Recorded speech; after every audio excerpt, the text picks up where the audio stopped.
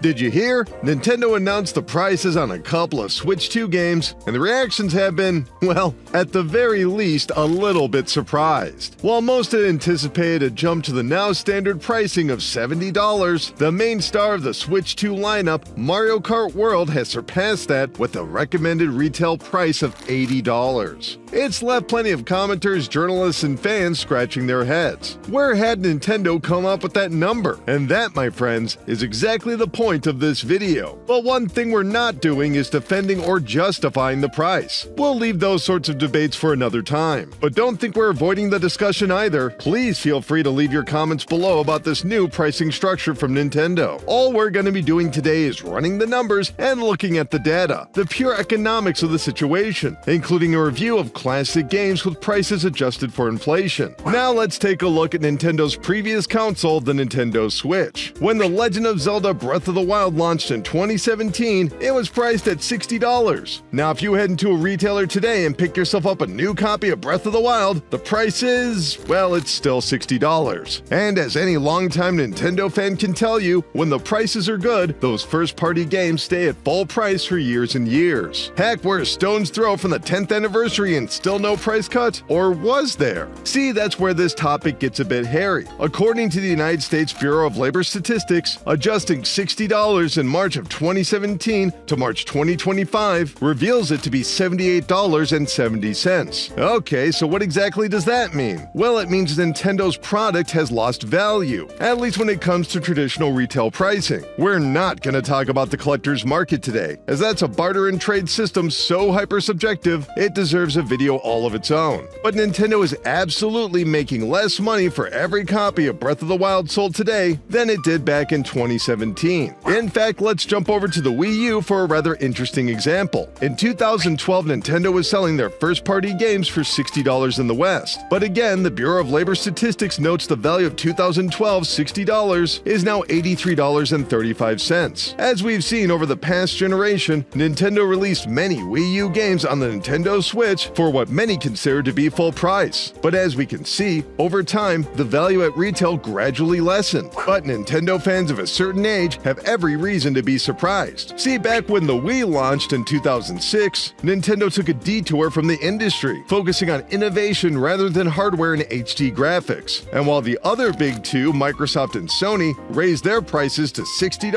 Nintendo stayed at $50. But according to the Bureau of Labor Statistics, that same value in 2006 is now worth $79.35. So this statistic proves that a new Nintendo game being priced around $80 in today's money isn't a total surprise, at least on paper. But let's take a break from the West and have a peek over at the home of Nintendo, Japan. Don't worry, we're going to be talking about the GameCube next. But first, it is worth examining the pricing structure of video games in Japan, which traditionally are completely antithetical to the United States. Heck, the general culture of game sales dating as far back as the 1980s rejected many ideas that would become cornerstones in the United States, such as rental stores being outright banned from renting out games in Japan. This resulted in a market of resold games. Once a player had finished with the game, they would sell it to a game store to receive a discount on their next game, not unlike here in the West. But without rental games, this had its own effect on the pricing structure of games in Japan. For example, a major game like Elden Ring launched at just over 9,200 yen. Another major game like Stellar Blade retailed for 8980 yen. But Like a Dragon Pirate Yakuza in Hawaii, a popular franchise in Japan, launched at only 6930 yen. Of course, it goes both ways, with a long history of smaller games being sold for cheap. But it's important to remember this is the market Nintendo is considering every single day. Okay, let's snap back to a bit of history for the 2001 release of the GameCube. Games were actually cheaper in this generation than the previous one, thanks to Nintendo finally giving in to optical media storage. Although they went with the mini disc just to be fun. This greatly reduced the price of manufacturing, and Nintendo passed on those savings to the consumer, though it is worth remembering they kinda had to, with Sony offering games at the $50 or less price range. But brace yourself, cause that thrifty deal is now $90.14 in 2025 money, according to the US Bureau of Labor Statistics. And you know we're only going up from here. So what was the problem that made Nintendo 64 cartridges so expensive? Well, nothing. They were produced exactly as expected, but utilizing high storage cartridges meant more physical components versus the plastic and reflective metal that created CDs. Super Mario 64 launched for $60 in 1996, which is a whopping $122.45 in 2025 money. But hey, prices weren't totally standard just yet, and Turok the Dinosaur Hunter's $75 price tag translates to $153.06. Even if some companies wanted to lower their price, the manufacturing cost of cartridges made that prohibitively expensive. We're flashing back to 1991 and the often debated Super Nintendo.